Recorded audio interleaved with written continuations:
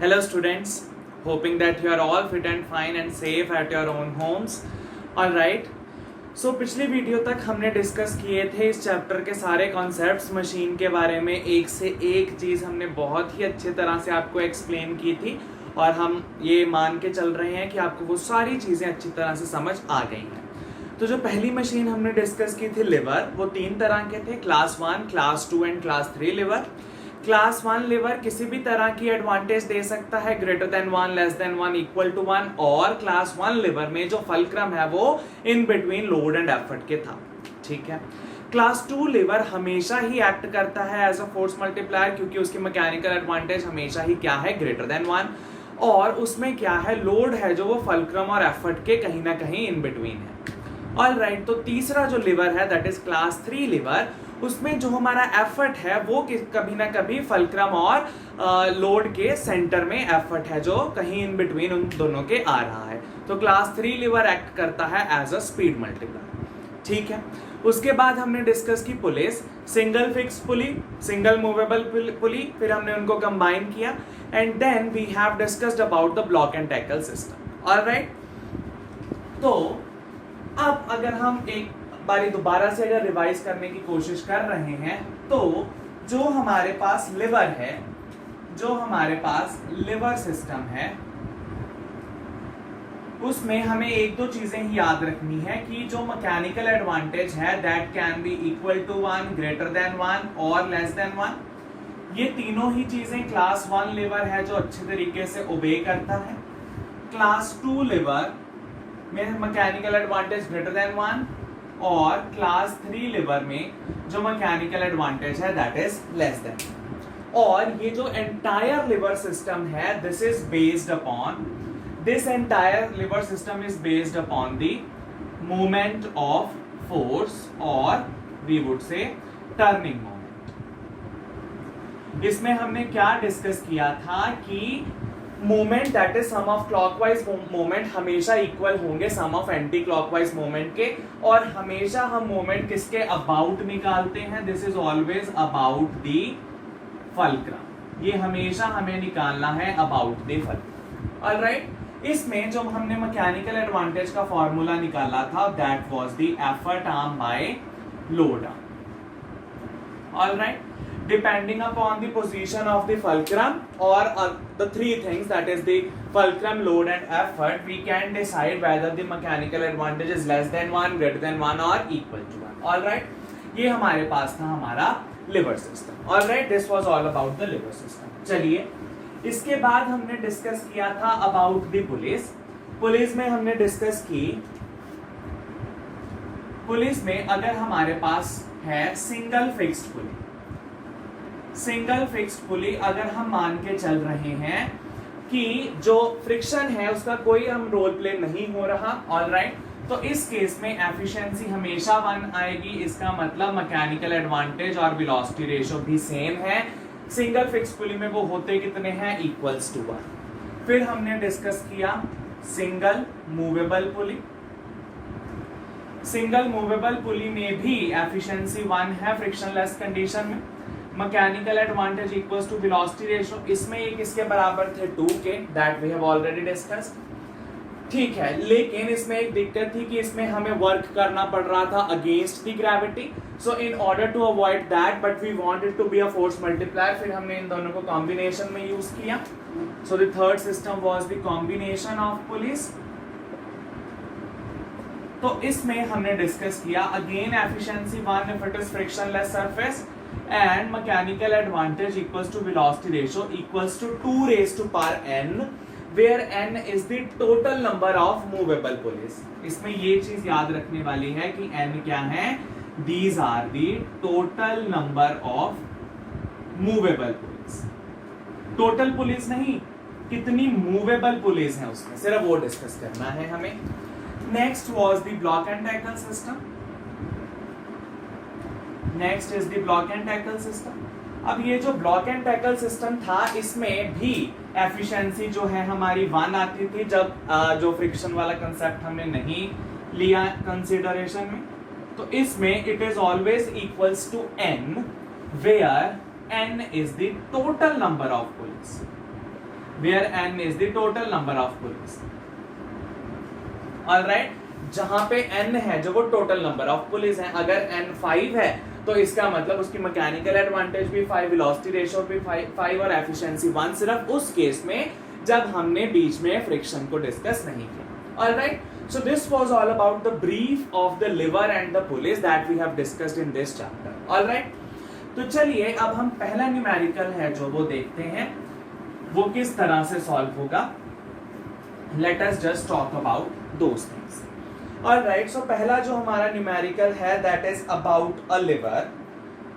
So they have made a diagram. So this is the fulcrum, this is a long rod, this is effort A, this is F, E, and here we have applied load L. So they have given the name to these points as A and B, and they have given us that load is 50 newtons. Alright, FA is 10 centimeters and AB here to here is 490 centimeters. Units they are in centimeters, so this is 490 centimeters. So first of all we'll have to say or we'll have to find out to which class lever does this thing belong. कौन से class लेवर की. तो अब देखो हमें वही अपना mnemonic याद रखना है, FLE. फर्स्ट में फल्क्रम सेंटर, सेकंड में लोड और थर्ड में effort. Effort is in between fulcrum and load. It means that this is class 3 lever. So this is class 3 lever. और इसमें जब भी हम इसको सॉल्व करेंगे, अगर हमें पता चल चुका है कि वो कौन से क्लास का लिवर है, तो आपके दिमाग में एक चीज हमेशा आ जानी चाहिए कि क्लास 3 लिवर में जो मैकेनिकल एडवांटेज है हमेशा लेस देन 1 आनी ही चाहिए, so that we can justify our answer. Alright, तो इसमें उन्होंने कहा है find out how much effort do we require to lift this load. हमें कितना एफर्ट लगाना पड़ेगा इस लोड को लिफ्ट करने के लिए. ऑलराइट, देखिए हमें पता है कि ये जो लिवर है ये मोमेंट ऑफ फोर्सेस के बराबर है. Alright, it is always equals to the moment of forces. तो अब देखो इसमें क्या है, लोड है जो वो नीचे को लग रहा है. एफर्ट मैं कितना लगाऊं ऊपर को कि ये जो बीम है ये बैलेंस्ड रहे हॉरिजॉन्टल, ना वो इधर वॉबल करे ना वो इधर वॉबल करे. यानी कि मैं कितना एफर्ट लगाऊं जो कि लोड से इतने डिस्टेंस की दूरी पे है या फल्क्रम से 10 सेंटीमीटर की दूरी पे, मैं कितना एफर्ट लगाऊं कि ये बीम हॉरिजॉन्टल रहे. मींस ना ये क्लॉकवाइज घूमे ना ये एंटी क्लॉकवाइज घूमे. इट मींस कि हमें एंटी क्लॉकवाइज मोमेंट को क्लॉकवाइज मोमेंट के इक्वेट करना है, मतलब दोनों को इक्वल रखना है. Again we know that this is based on the moment of forces, तो हम फटाफट से ये वाला फॉर्मूला अप्लाई कर सकते हैं. अब मोमेंट कहां से निकालते हैं, जिस पॉइंट से वो फल्क्रम बना रहा है और या फिर जो उसकी एक्सिस ऑफ रोटेशन है उसके अबाउट हमें क्या निकालना है, मोमेंट. तो देखिए इस लोड की वजह से इस पॉइंट के अबाउट मोमेंट कौन सी डायरेक्शन में होगा. This is fulcrum, this is load, so it is in the clockwise direction. ये कौन सी डायरेक्शन में है, क्लॉकवाइज डायरेक्शन में. Will try to rotate like this in the clockwise direction. Now clockwise moment, what is the formula? This is force. Force is what? Load into perpendicular distance. What is the perpendicular distance? This is BF or FB. What is this? 10 plus 490. This entire distance is 500 centimeters. Alright, load is 50. So what is the moment? 25,000. Now what are the units? Units would be Newton centimeters.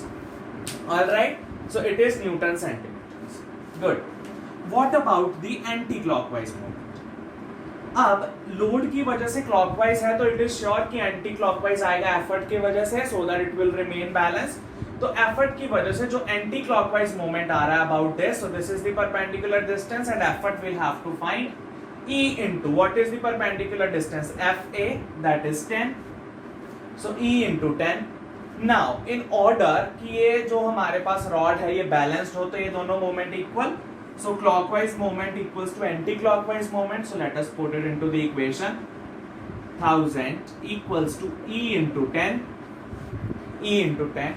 So this cancels with this. Therefore, effort comes out to be as 2500 newtons.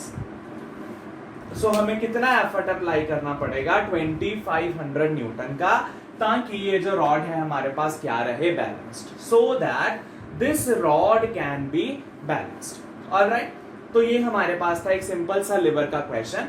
Alright, अब हमें check करना है कि इसकी mechanical advantage क्या 1 से कम आ रही है कि नहीं। अगर आ रही है, इट मींस जो हमने अभी यहाँ पे आंसर निकाला है वो क्या है, करेक्ट। सो मैकेनिकल एडवांटेज हमें पता है it is equals to load by effort. तो लोड हमारे पास क्या है 50, एफर्ट हमने कितना लगाया 2500। Alright, 1 0 cancels with this, 5 5s are 25. So mechanical advantage is 1 by 50. It is less than 1, obviously. It is less than 1, यानी कि ये जो हमारा आंसर निकल के आया है बिल्कुल करेक्ट है, क्योंकि मैकेनिकल एडवांटेज हमने पहले ही बता दिया था इस लीवर की आएगी लेस देन 1। क्या आ रही है, बिल्कुल। So it means our answer is 101% correct. Alright, तो इस तरीके से हम ऐसे न्यूमेरिकल्स को टैकल करते हैं। ऑलराइट, सो ये तो था हमारा अबाउट द लिवर्स। हमारे पास आ गया एक न्यूमेरिकल अबाउट लिवर।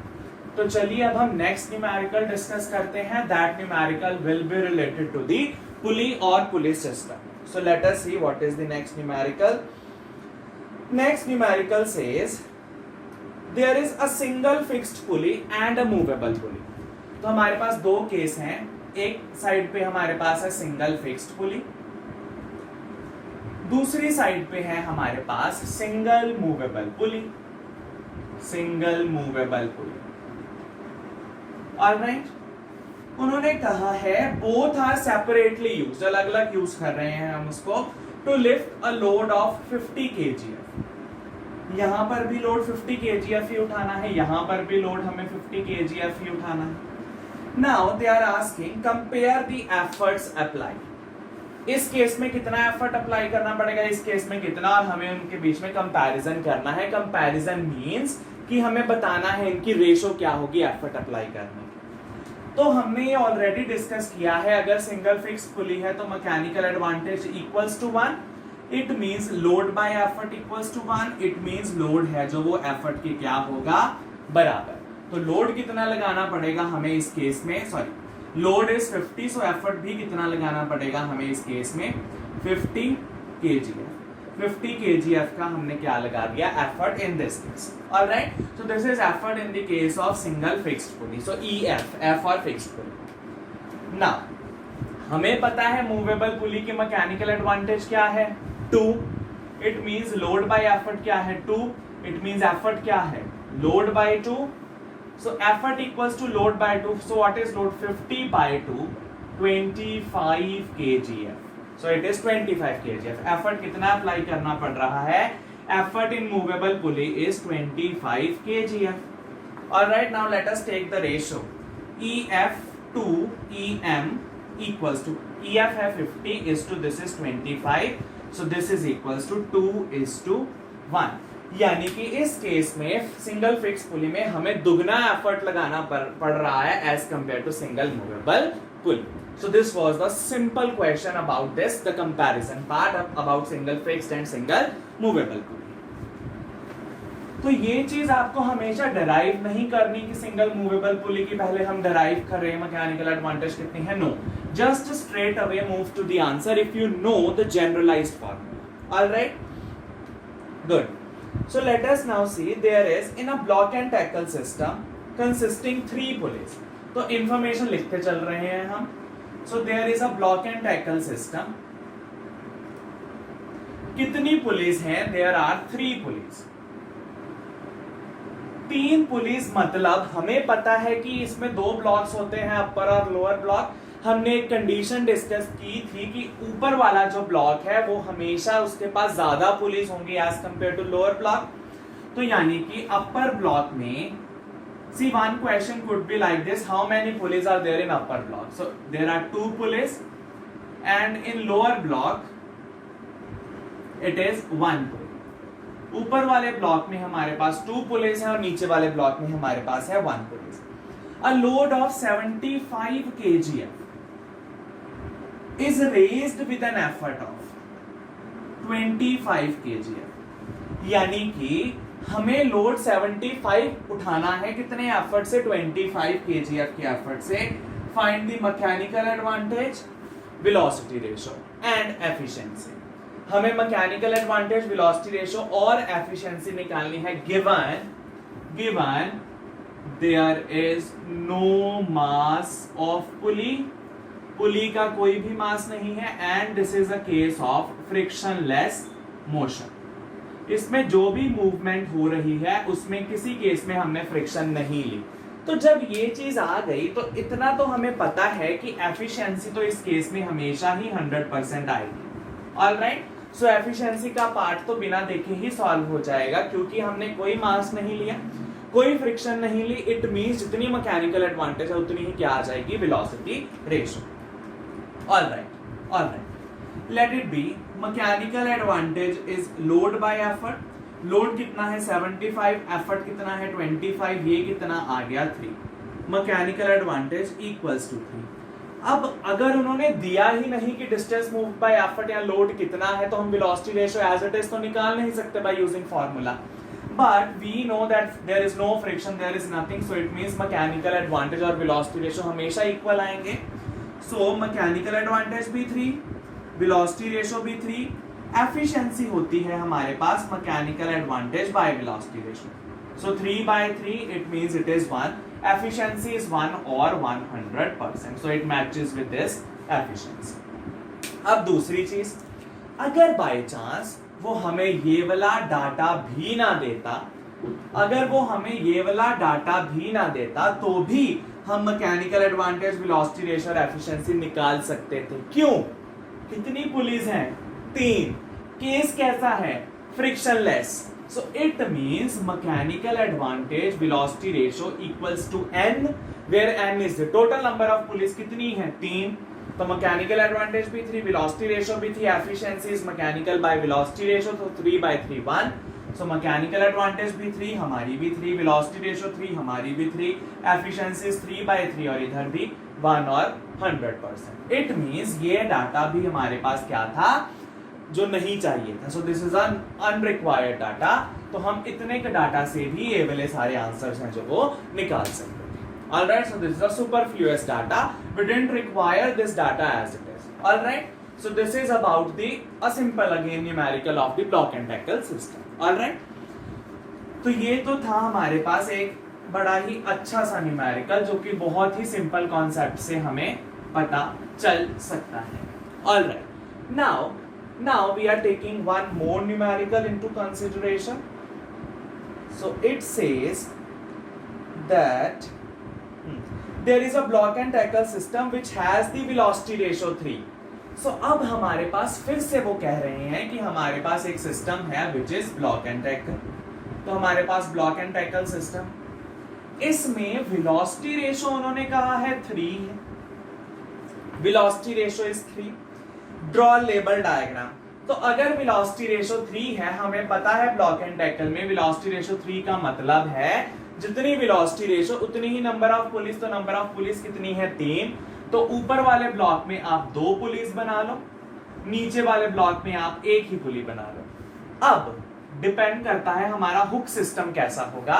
अब ऊपर वाली चीज ज्यादा है तो इट मींस इसकी हुक यहां से नीचे वाले के साथ कनेक्ट होगी और बाकी की चीजें आप खुद से बना सकते हैं। सो यहां पे हमारे पास load attached. Alright, so there is a very rough diagram, but the thing is you'll have to consider this कि अगर ऊपर वाले ब्लॉक में पुली ज्यादा है तो कौन सी स्ट्रिंग कहां वाले ब्लॉक के साथ अटैच्ड होगी?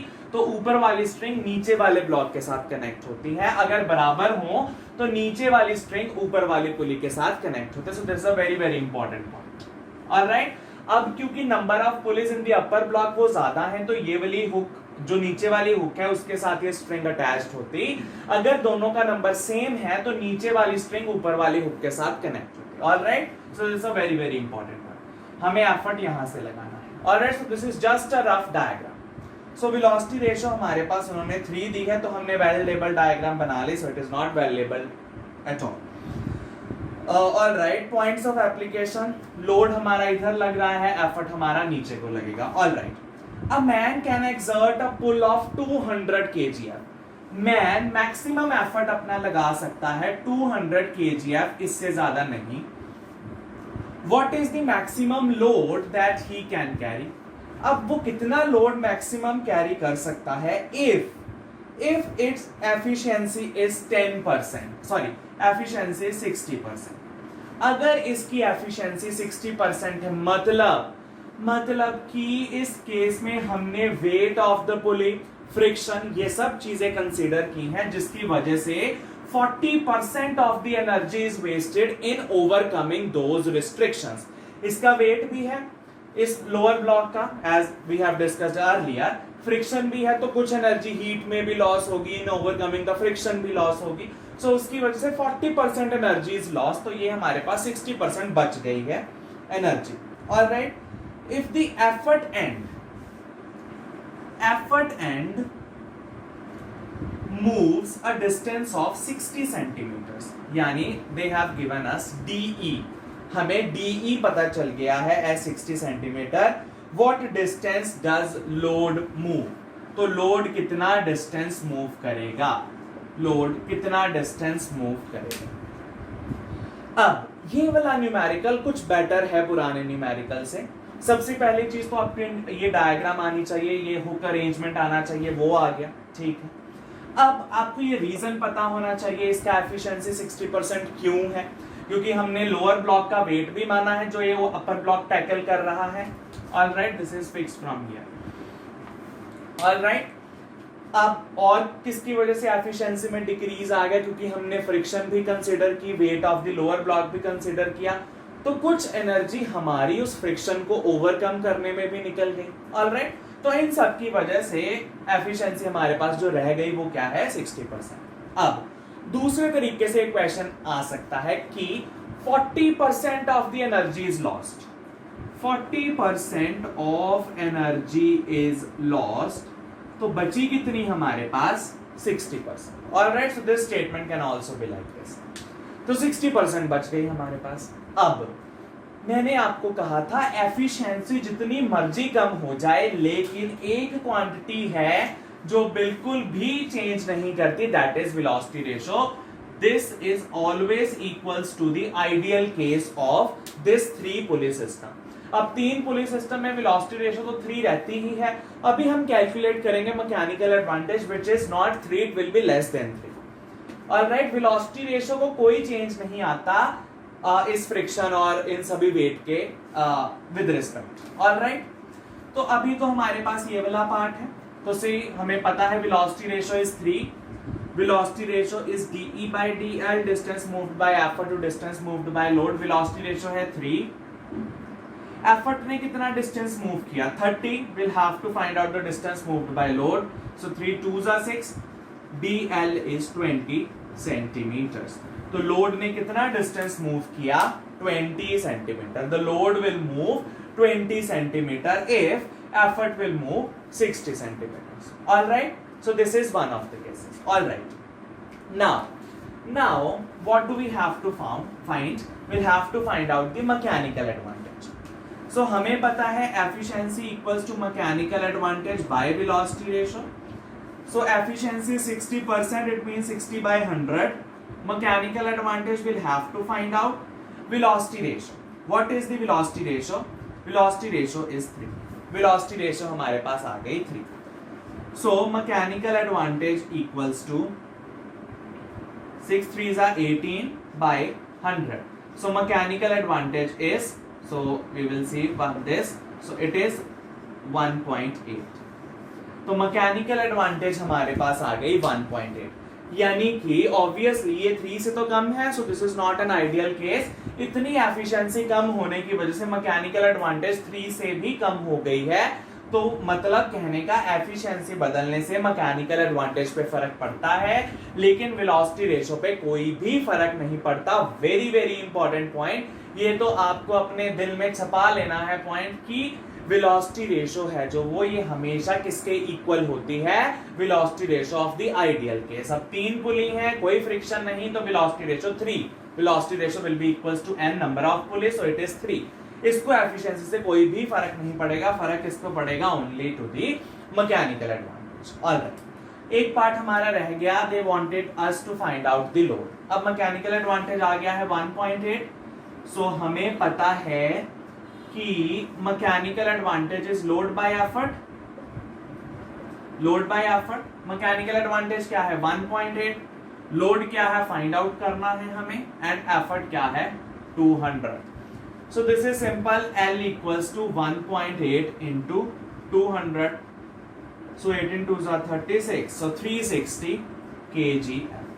सो लोड हमारे पास कितना आ गया, this is equals to 360 kg।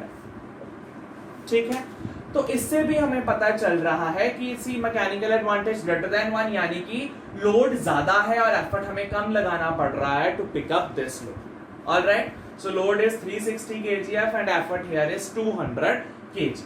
Alright, so this was all about this numerical, a very important numerical। तो आपकी बुक में ज्यादातर न्यूमेरिकल इसी टाइप्स के हैं, तो इन न्यूमेरिकल में ज्यादा वेरिएशंस नहीं हैं। ऑलमोस्ट सभी जो न्यूमेरिकल है वो इन्हीं कुछ फॉर्मूला से सॉल्व होते हैं। इसमें जो इंपॉर्टेंट पॉइंट है वो ये कि वेलोसिटी रेशियो चेंज नहीं करेगी, लेकिन मैकेनिकल एडवांटेज पे डेफिनेटली फर्क पड़ता है based on the efficiency. Alright, so this was all about the numericals of this chapter. By this we have completed this chapter as machines.